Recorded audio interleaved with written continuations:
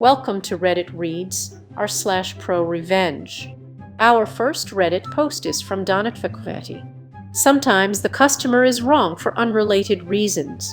Due to the well of my friend's Diff Not an Axe Murderer date recommendations drying up, as a very busy person trying to get it in with other very busy people, I prize honesty and directness above all else when it comes to profile creation.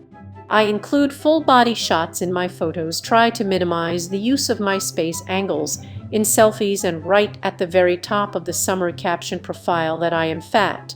Not curvy, not thick. I'm not ashamed of it, but I also know that weight is a deal-breaker for lots of people. I don't want to waste anyone's time. About a year ago, I met Evan via Tinder. We exchanged friendly messages for a few hours one night and agreed to meet up for drinks the following evening. I waited for a full hour past the designated time, and just as I was getting up to leave, the texts started rolling in. "I can see you sweating from here. How long does it take you to roll out of bed every morning? Is there an earthquake, or are you just getting up for more pretzels?" Really idiotic juvenile shit. 4 separate numbers commenting on things like my clothes, which clued me in that the senders were nearby. This went on for 15 minutes before I finally saw Evan trying to hide in at a corner table and giggling with a group of buddies. I made eye contact, saw that he saw me, and then walked out. The texts kept up until I blocked the numbers a few hours later.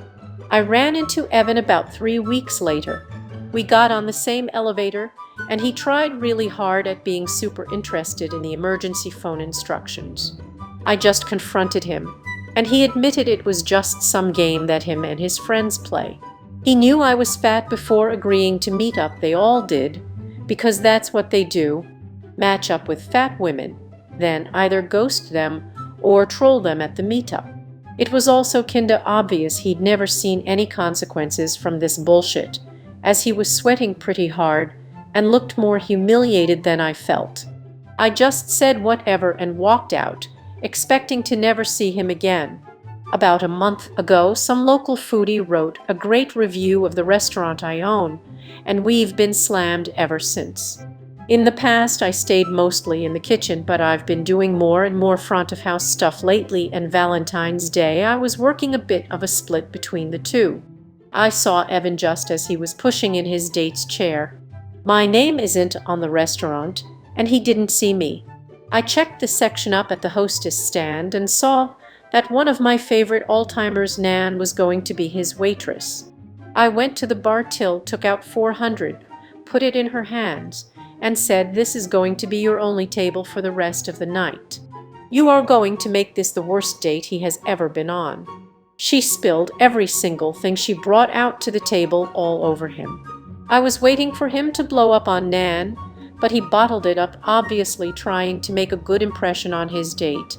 She seemed like a perfectly lovely lady. I told Nan to make sure everything was good for her, and terrible for Evan. She poured ice water on his dick. She smacked the back of his head with the edge of a tray, spilled soup on his shirt, dropped every fork he asked for. I personally oversalted his food, used the shit liquor for his drinks, used flour instead of sugar on his dessert. To be honest, I don't know why he didn't just walk out. He must have really wanted to fuck this woman. Finally, he cracked, demanded Nan find the manager and bring her out. I was only too happy to emerge from the kitchen with my chef's coat and say what I'm not ashamed to admit I'd been planning out all night. I would have said hi earlier, but I didn't want the earthquake to disturb your dinner. I will savor the look on Evan's face for the rest of my life.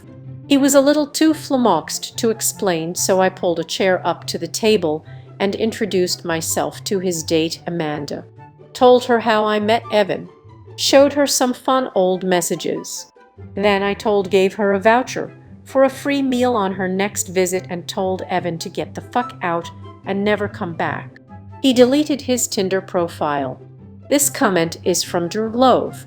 I seriously hope this story is true because it was awesome. This comment is from Ugello. Me too, me too. It's too good to be true.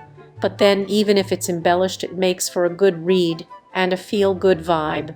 The sad part is that even if the story is completely invented, I'm still sure that there are people out there whose concept of fun is to torture other people the way this nice guy did. This comment is from Crawlywit. I went to the bar till took out 400, put it in her hands. This is the part the screamed fake, as well as ops extended stay during at the dates table around the end. Now, a word from today's sponsor.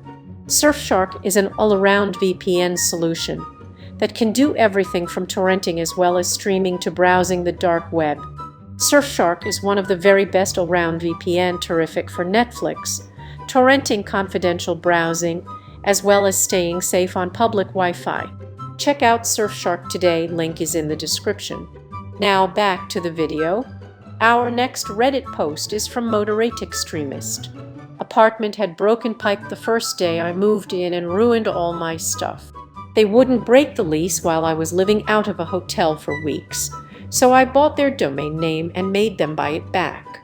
I had just moved cross-country for a job with my girlfriend and found a nice apartment in the suburbs. The building was nice, staff seemed fine, everything seemed in order. After unloading all of our boxes and organizing clothes on the floor, we decided to take a break and grab dinner.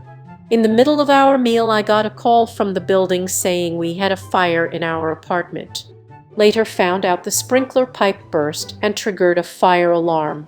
I rushed back to find 45 inches of water and a massive hole in the ceiling, leaking water everywhere. All of my stuff was ruined, including all my clothes, my piano, multiple computers, electronics, everything was gone. I did have renter's insurance, but found myself living out of a hotel until the repairs were made. Fast forward 2 weeks.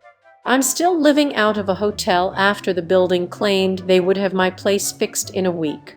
I go in to inspect the place and there is black mold all over the walls and ceilings, obviously not a livable space, even after repairs. I'm communicating with the property manager, who keeps brushing me off and saying everything will be fine, it won't take much longer. I mention breaking my lease and she snaps, claiming I have no grounds to do that and they'll sue me if I do. So I work in digital marketing in real estate actually. I have a follow-up meeting with her boss in an hour and decide to do some research into their URL. Their website name is the full name of the residence, which is pointlessly long. I find they net available for purchase, as well as multiple iterations of shorter URLs which presumably have higher search volumes. I spend $50 and buy them all up. Then I call a lawyer buddy and talk to him about how to use language that will avoid sounding like extortion if I make them buy these back.